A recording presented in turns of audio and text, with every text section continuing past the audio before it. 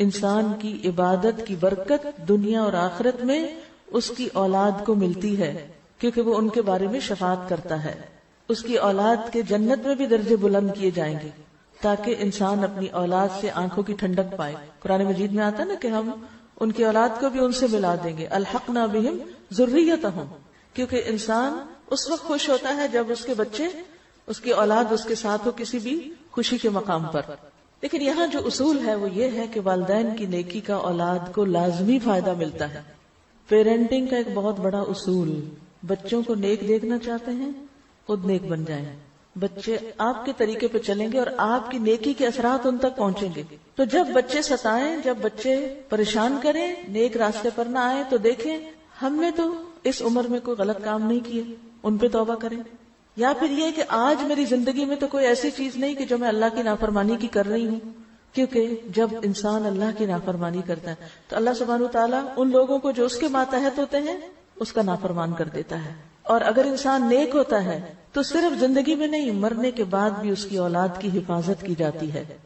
کسی کا کہنا ہے کہ جب بھی میں کسی سلجھے ہوئے نوجوان کو دیکھتا ہوں، خوشحال انسان کو، تو مجھے یقین ہو جاتا ہے کہ ضرور اس کا باپ صالح اور نیک ہوگا. کیونکہ قرآن مجید میں آتا ہے وَكَانَ أَبُوهُمَا صَالِحًا، کہ ان کا باپ نیک آدمی تھا. تو باپ جب نیک ہوتا ہے تو اولاد کو دنیا میں بھی اس کا فائدہ ہوتا ہے.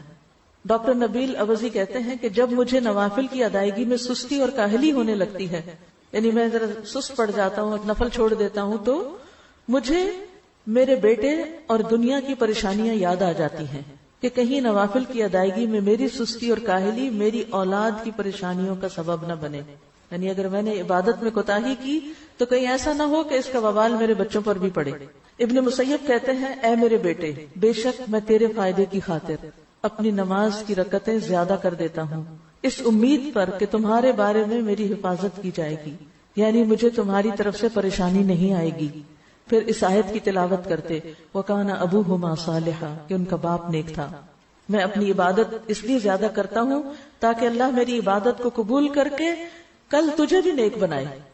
عبداللہ بن مسعود رضی اللہ عنہ جب رات میں نوافل ادا کرتے تو اپنے چھوٹے بچے کو سویا ہوا دیکھ کر کہتے من اجلک یا بنیا، اے میرے بیٹے یہ تیرے مستقبل کے لیے ہے.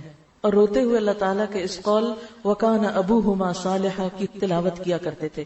یعنی یہ چیز ان کو موٹیویٹ کرتی تھی کہ اپنے بچوں کی خاطر میں خود نیک بن جاؤں. آج آپ دیکھیں بہت سی مائیں اپنے بچوں کی اخلاقی بگاڑ کی وجہ سے پریشان ہوتی ہیں یا دین سے دوری کی وجہ سے.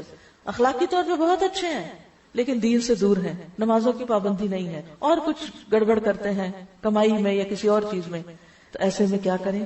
صدقہ کریں اس نیت کے ساتھ کہ اللہ اس کے بدلے مجھے اور ان کو تزکیہ عطا کر دے. ایک اور شخص تھا جس کے پاس اتنا مال نہیں تھا کہ وہ کچھ صدقہ کر سکتا، یعنی ہاتھ تنگ تھا اس کا، بس بمشکل سے ہینڈ ٹو ماؤتھ جس کو کہتے ہیں وہ تھا.